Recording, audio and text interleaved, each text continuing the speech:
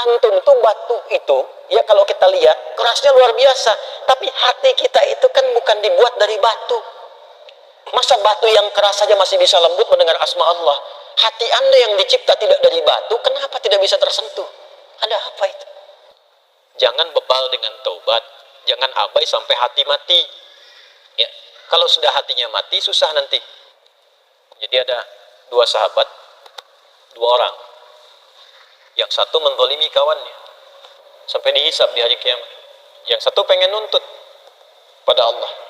Yang namanya sahabat itu kan pasti walaupun ada masa-masanya bertengkar, tapi ada kan periode yang baik-baiknya yang dikenang. Diminta oleh Allah Subhanahu wa Ta'ala, oleh Rasulullah SAW untuk sadar diri. Jangan-jangan selama ini ada banyak maksiat yang pernah dikerjakan, masih ada peluang untuk bertaubat. Walaupun itu sebagai dosa besar, sepanjang ajal belum tiba, cepat taubati. Dekati Allah Subhanahu wa Ta'ala. Jadi nyambung semua dari bacaan sholat subuh tadi. Saya tidak pernah janjian dengan Ustaz Amiruddin Tungimami tadi. Tidak tahu saya. Tahu-tahu yang dibaca surat itu, ayatnya itu nyambung dengan apa yang kita bahas.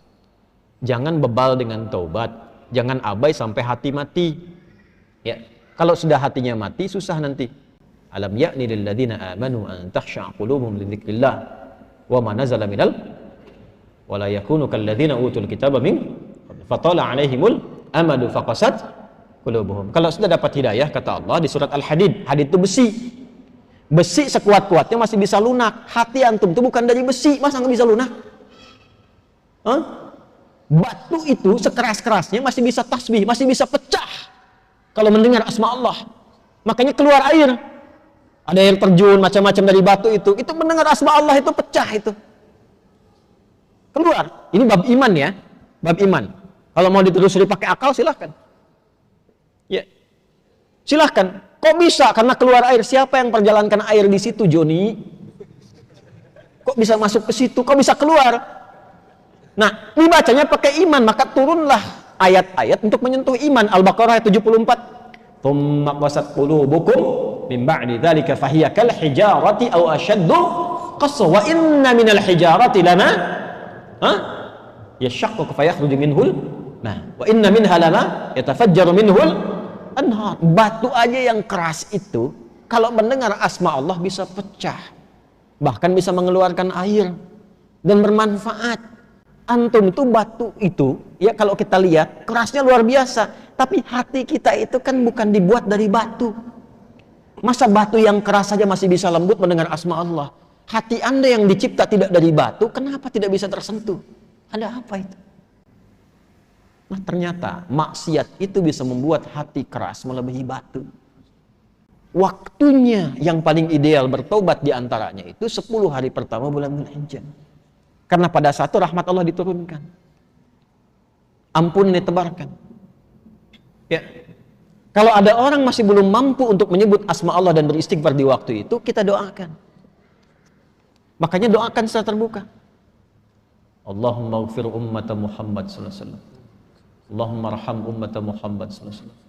Allahumma aslih ummata Muhammad sallallahu alaihi wasallam. Allahumma farrij ummata Muhammad sallallahu alaihi wasallam. 4 ini baca. Biasakan baca.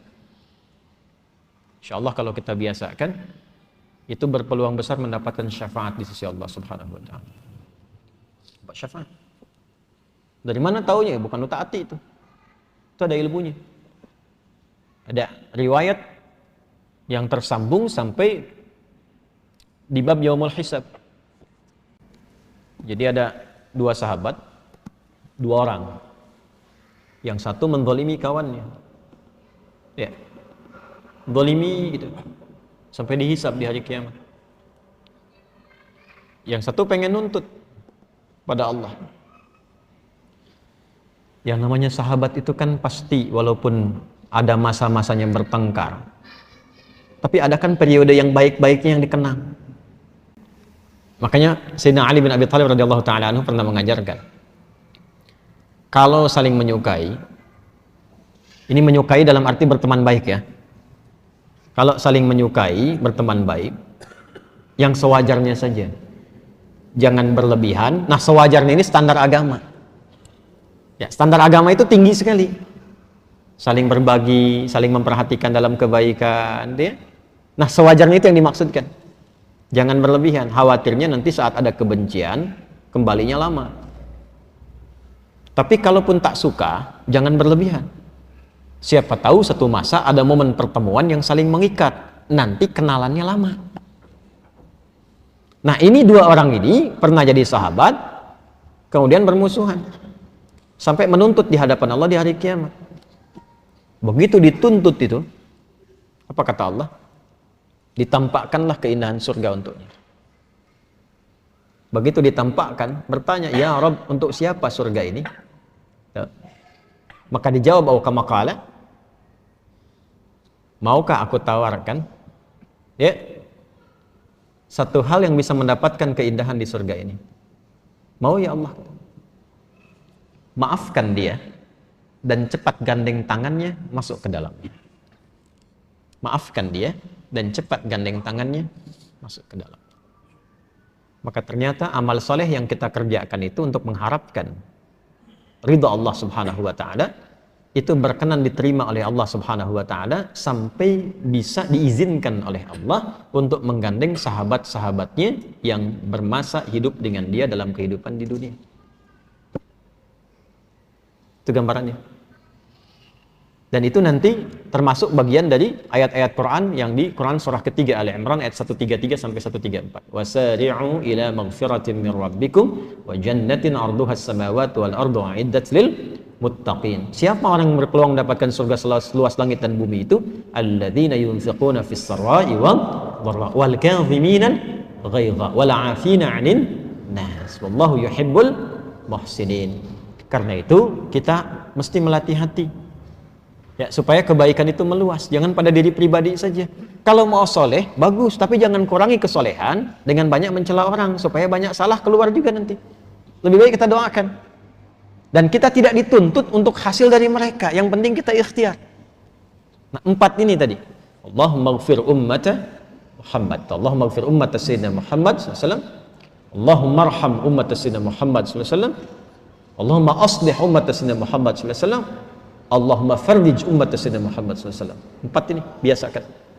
Ya Allah, mohon ampuni dosa-dosa umatnya Nabi Muhammad SAW. Ya Allah, mohon sayangi umatnya Nabi Muhammad SAW. Ya Allah, mohon perbaiki keburukan-keburukan atau kekurangan umatnya Nabi Muhammad SAW.